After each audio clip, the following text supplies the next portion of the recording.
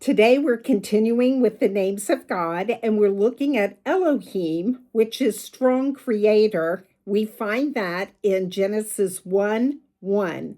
In the beginning, Elohim created the heavens and the earth. And it's interesting that God introduces himself at the very beginning of the Bible as a creator. And the word Elohim is plural, which is basically found when he says later, let us make man in our image. And the question is, who is he talking to? And there is disagreement. There are people that believe he was talking to the angels and beings in the heavenly host. I personally think that he was talking about him, the Son, which is the heart of God, and the Holy Spirit. Let us make man in our image, because the other things were already created beings. And when he said this, it indicates that God is in relationship. He's in relationship with the angels. He's in relationship with the Son and the Holy Spirit. He's in relationship with the earth. He's in relationship with the heavens. And he wants to be in relationship with each and every one of us. And we have relationships because we are created in the image of God. We have relationships with our family, with our co-workers, with our colleagues, with the world, and with society as a whole. And when we begin to think about our relationship, instead of it being a us versus them mentality, but instead a benefit to all, looking at it from an aspect of we are all one body, one community going the same directions, it changes our perspective a little bit. And when we are looking in the New Testament, the word Elohim is a title, strong creator, and it is plural, as we just discussed. But when Jesus in the New Testament is talking about God, he calls him Father over and over again. But when he is on the cross, he says, Eli, Eli, lama sabachthani. And when he says Eli, that is a term for God that is more generic. And it's interesting that when he had taken the sins of the world upon himself, that he no longer used the term Father, but he used the word God. And when we look at the Old Testament and the prophets, Jeremiah, Isaiah, Ezekiel, we see that they don't just use the title of God, which is Elohim. They use a personal name, Yahweh.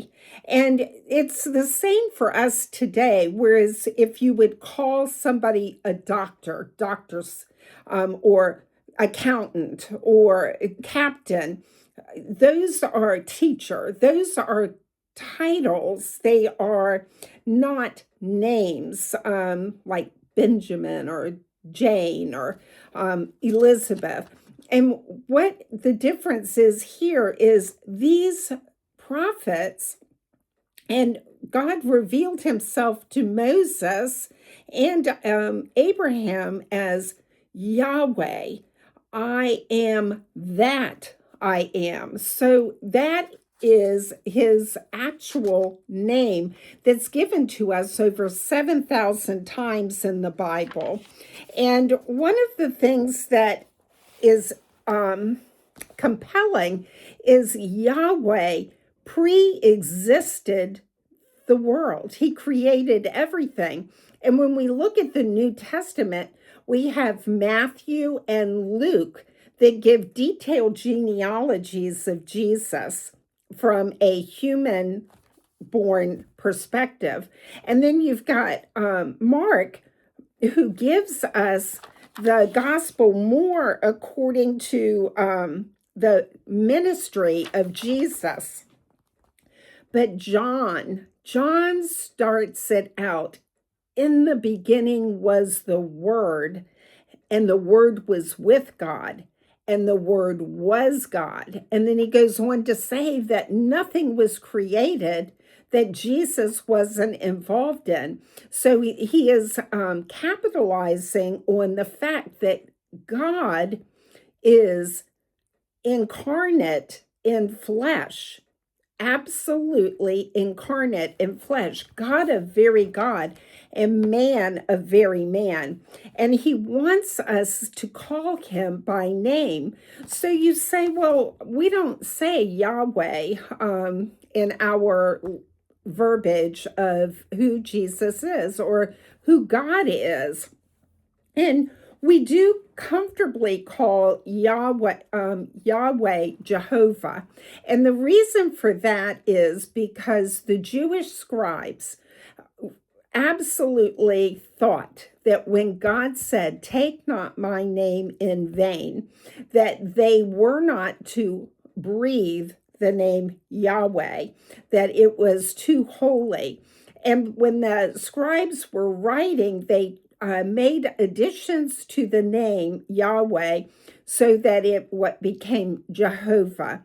And in the New Testament, the church began saying Jehovah because of the way the scribes had translated it, to be sure that none of the people would accidentally use the Lord's name in vain. So when we are looking at this word as a name, Yahweh, we all in English learned a noun is a person, place, or thing. But Yahweh is a verb, and it's actually in the continuous active tense, which means he's continually working. Past, he's in your present, and he's going to be in your future. And not only in you individually, but in all of the world. And in his creative actions, he is still creating. Things are happening anew, new life when babies are born. In the stars, new stars are forming. In the plants, we have things that grow up in the spring. So Elohim, the creator, Yahweh, our God, is so involved in everything. And he wants to be your father. He wants you to call him Abba, Daddy. He wants such an intimate relationship with us, and he wants us to turn to him in all things. So today, our Elohim, our strong creator, has created this day. What are we going to do with it? Be blessed, my friends.